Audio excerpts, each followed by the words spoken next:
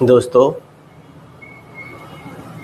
रोज़मर्रा की ज़िंदगी को आसानी से और तेज़ी से और बिना मशक्क़त के काम करने के लिए हमारे पास बहुत शानदार मशीनें हैं।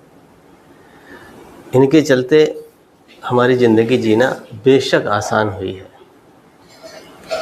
जब हमें आसानी होती है तो खुशी होनी चाहिए, मगर अफ़सोस की बात यह है कि इस शानदार तरक्की के रहते हुए हमको खुशियाँ नसीब नहीं हुई।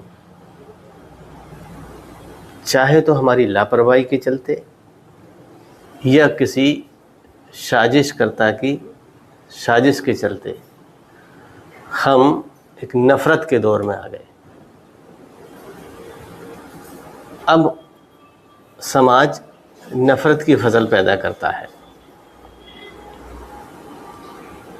सभी लोग नहीं हैं ऐसे, लेकिन हम किसी तरह से नफ़रत के शिकार हैं।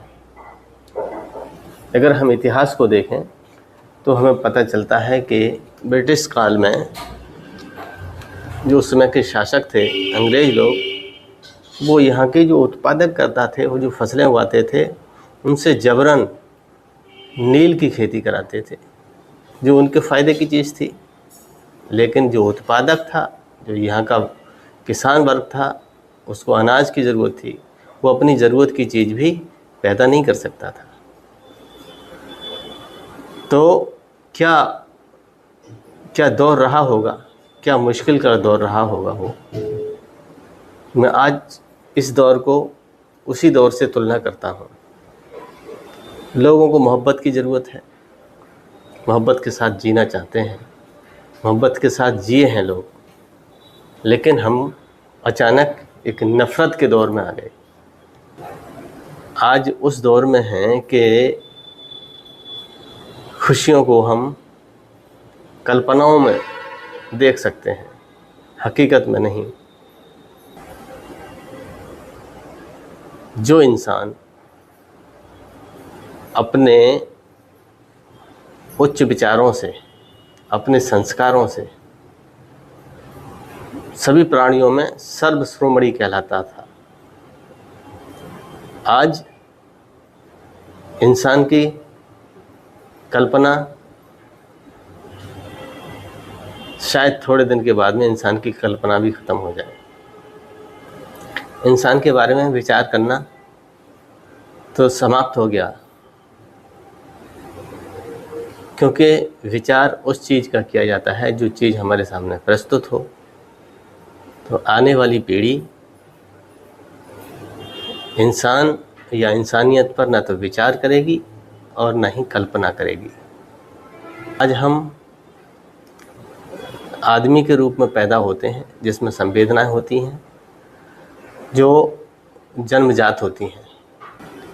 हम इंसान तो रहे ही नहीं, आदमी भी नहीं रहे, बल्कि जानवर या हैवान जो होते हैं, हम उस श्रेणी में भी नहीं रहे। क्योंकि जैसे शेर है, भेड़िया है, ये शिकारी जानवर हैं, ये भी अपने ही प्रजाति के लोगों का शिकार नहीं करते। शेर शेर का शिकार नहीं करता, भेड़िया भेड़िया का शिकार नहीं करता। यहाँ तक कि हमने देखा है कि शेर भेड़िया का भी शिकार नहीं करता। जो हिंसक जानवर हैं, जो शिकारी हैं, वो शिकारी जानवर का शिकार नहीं करते आमतौर से। लेकिन आज हम उस दौर में हैं कि हम अपनी ही प्रजाति के लोगों को पीछे करने में, उनको कष्ट पहुंचाने में या उनकी बर्बादी देखने में पीछे नहीं है। एक प्राणी समाज में ज़रूर देखा गया है जो अपने से छोटों का शिकार करता है, अपनी ही प्रजाति के अपनों से छोटों का शिकार करता है और उसी पर वो अपना जीवन निर्वाह करता है। वो है समुद्री जीव मछली।